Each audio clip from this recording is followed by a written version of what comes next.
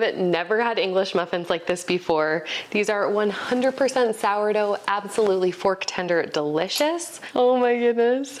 I love to open them up with a fork, and let's take a little peek inside. See if we can get all those nooks and crannies. Oh boy, look at that. The English muffins are so sought after.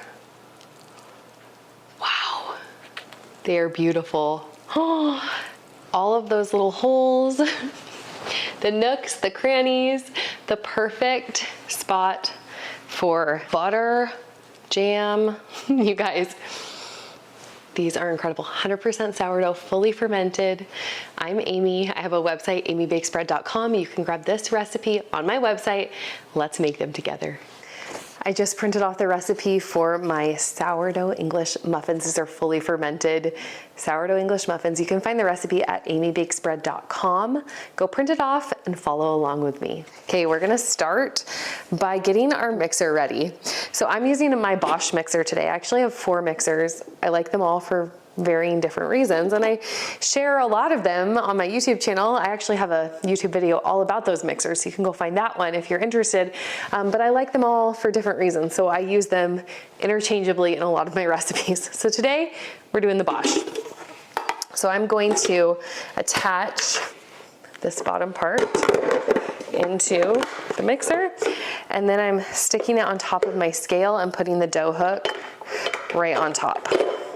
I'll show you like a bird's eye view as well, but I'm gonna add in, as I mix it up, I'm gonna add in my ingredients into the Bosch here first. So we're gonna start with our sourdough starter. You can use bubbly active sourdough starter, or you can use the levain that I recommend in the recipe. If your starter's been in the fridge for a while, definitely do the levain method. If you constantly maintain your starter and feed it throughout the week and it's at room temperature a lot, you could probably sub just straight active sourdough starter, which is what I'm doing today. It substitutes equally in this recipe and in all recipes really. Okay, so we're gonna add 115 grams to the bowl of our bubbly active starter or levain. If you go a little bit over or a little bit under, that's okay. You may have to adjust your flour just a little bit, but we kind of adjust for that anyway. So don't worry about that, or you can pull a little bit out if you go over, add a little more. Okay, I tare my scale, and now I'm gonna add in some warm milk. I warmed this up already this morning. And we're gonna add in some water.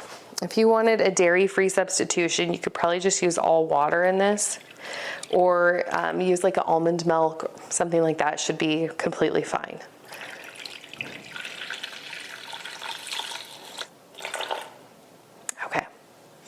Got our warm water in there. I like to use like room temperature ingredients or a little bit warm with the milk, because I want this dough to be around 78, 80 degrees throughout this whole fermentation process, maybe even like 82 or something.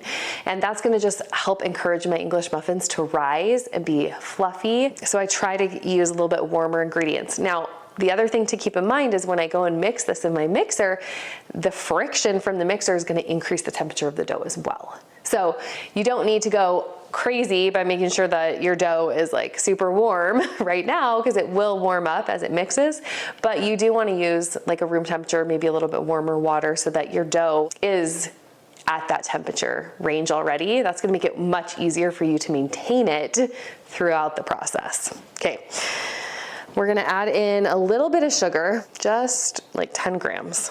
So you could probably even leave the sugar out if you didn't want any added sugar. And then we're adding in our melted butter and salt.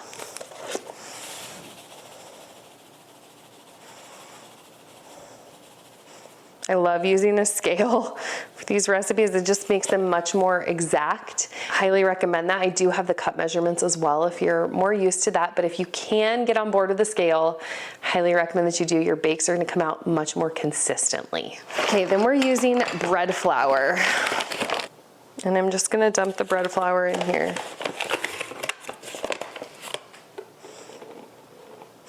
about 600 grams. I like to reserve probably 50 to 70 grams of bread flour, and I'm gonna add that in as needed because I don't wanna overflour my dough. And you never know, like, environments are different. The amount of liquid that's in your starter may be a little bit different. So I just like to reserve probably 50 grams of flour and add it in as needed just so that I don't overflour my dough. Okay, we've got all the ingredients here in this bowl. I'm going to stick it on my mixer and mix it up.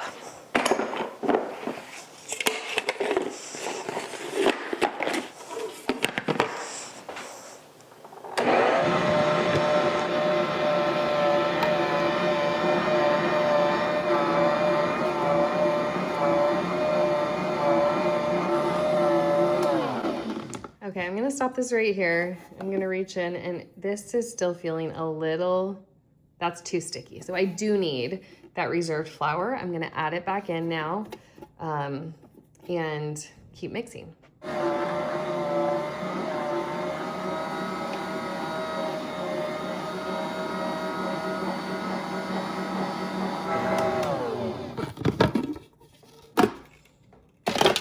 Here's the dough. We're gonna try to, let's see, look at that. See that window pane? Shouldn't be breaking like that, so we're close. I'm gonna let it go for a couple more minutes of kneading time, and then we should be getting like a full-on window pane without any breaking.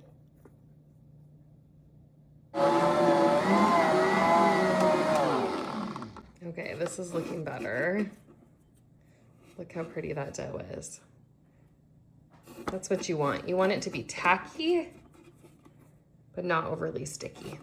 Okay, I'm gonna keep kneading this a little bit longer.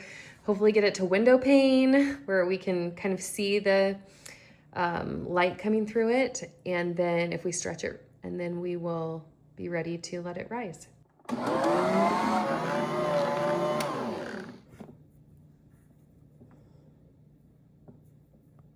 See my fingers kind of through there? This is showing that this gluten structure is ready. The reason you want this is so that your English muffins will rise up, be light and airy, and have those holes if you develop the gluten, you know, properly. That can help as well because you get more air bubbles in there. All right, this dough is ready. I've got the dough put into this container. We're gonna see it fill out the container and maybe rise a little bit in those 4 hours or so, but we're not gonna see like a ginormous rise that you normally would, like a commercial yeast dough. So I do wanna check the temperature of this so you can see where I'm at temperature-wise. All right, I'm warm, so I'm at like 87. This did bring 86. So I'm not gonna put this in a proofer yet, but I may need to in a couple of hours just to encourage a little more fermentation activity.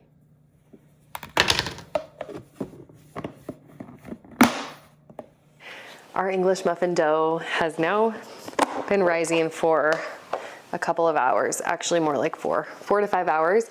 You can see it doesn't even fill the top. So we're not looking for a doubling in size here, but it has filled out the bottom and it's rising. Maybe it's risen like halfway or so, maybe 50%. So we're gonna dump it out, we're gonna shape it up, and it's gonna finish the rise on the pan till they get about doubled in size. So I'm gonna dump out the dough.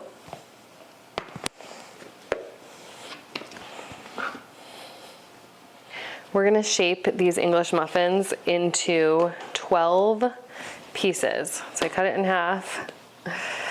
If you want to be really precise, you can weigh them out, or you can eyeball it. And we'll do 3 out of each one of these. So we're gonna get 12 English muffins. Now this is a little bit of a wetter dough to work with as you're, you know, starting to work with them after they've risen. And that's good because if you want those nooks and crannies in an English muffin, you want to have a little bit of moisture in the dough, okay? So I've got the dough there, and then I'm gonna use my yellow cornmeal, and I'm just gonna sprinkle some on my pan here. And this is where we're gonna set the English muffins on top of here so they get that nice like cornmeal or semolina, either one will work, bottom and top. So we're gonna go ahead and just roll these as we would a normal roll. You get that roll, and then I kind of press down on them a little bit, and I'm gonna drop this into my cornmeal, give it a little pat, and flip it over, another little pat. Okay, we wanna get that nice cornmeal on both sides, and we're gonna let them rise right here on this pan. I'm gonna finish this up with the other balls of dough. Get them all nicely shaped and in the cornmeal.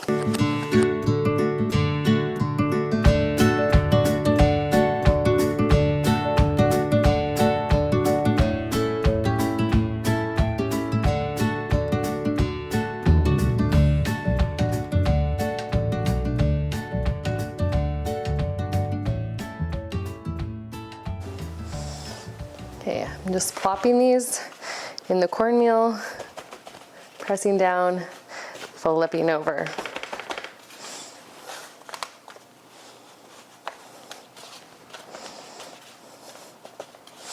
I have a sourdough discard version of these English muffins that are also very, very good.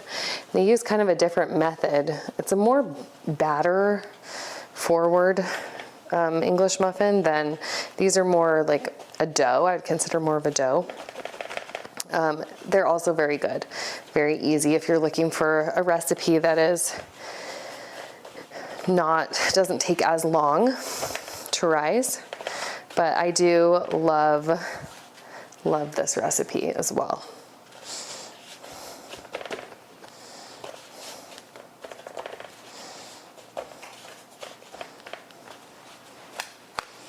Okay, these look great.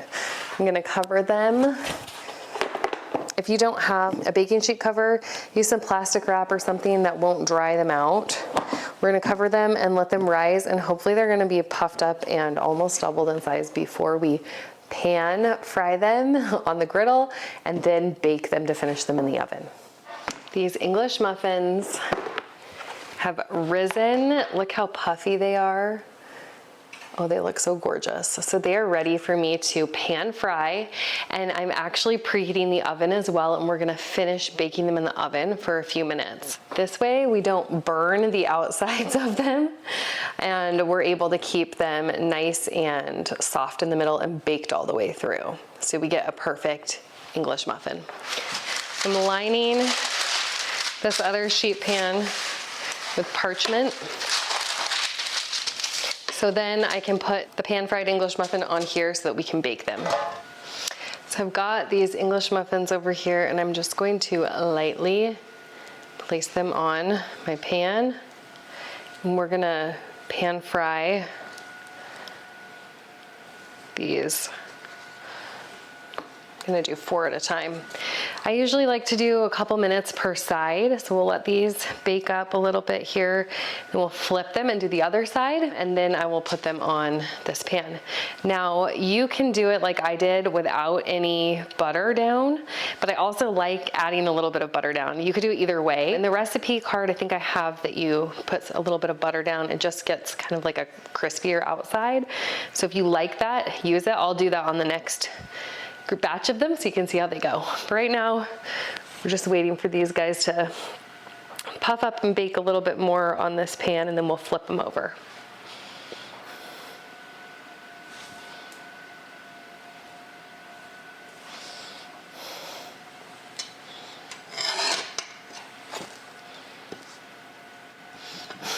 Be decisive in your flip.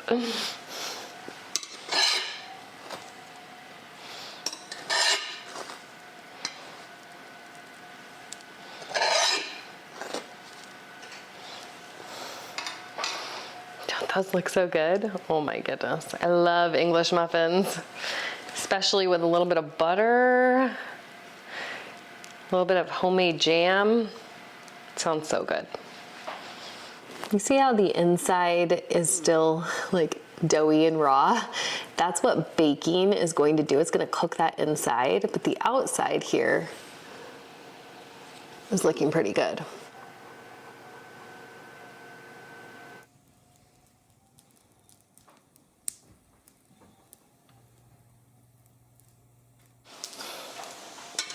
I added a little butter to the pan of this one so you can see the difference here. Just crisps them up, I think, a little bit more. So if you like that, add the butter.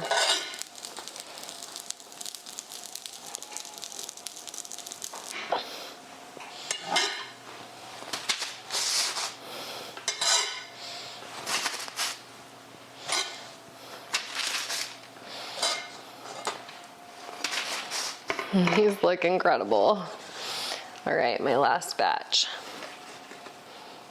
Whoops, be careful not to, when you're moving them, gotta do really light hands because you don't want them to deflate.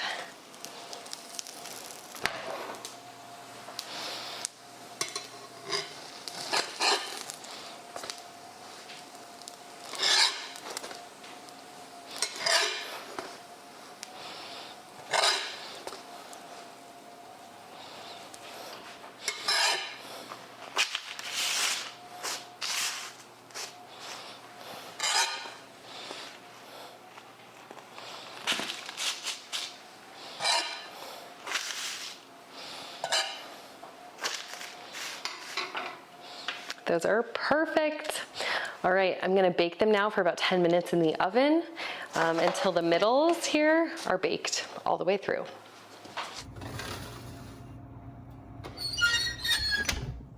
Just stuck it in there and it's $1.99, so we're good. English muffins, 100% sourdough. I've let them cool. These are the real deal. I love to open them up with a fork like this. That's how you get those little nooks and crannies that everybody wants out of an English muffin. So I just go all the way around with my fork and then they pop right open. How gorgeous is that? Now I feel like you see the nooks and crannies even better when you toast them. So I just toasted this guy up.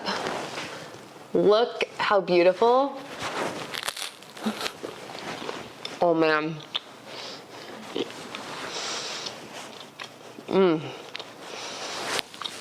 This is what an English muffin should taste like. It is a little bit crispy on the outside because I toasted it. So soft in the middle, would be perfect for a bacon, egg, and cheese sandwich. I love it toasted with some butter, and I always make apple butter in the fall. It is my favorite on English muffins. I made a bunch this year and froze it, so I've got some for all year long. Oh. Total winner. You can find this recipe on my website, amybakespread.com. Sourdough English muffins. Go make them.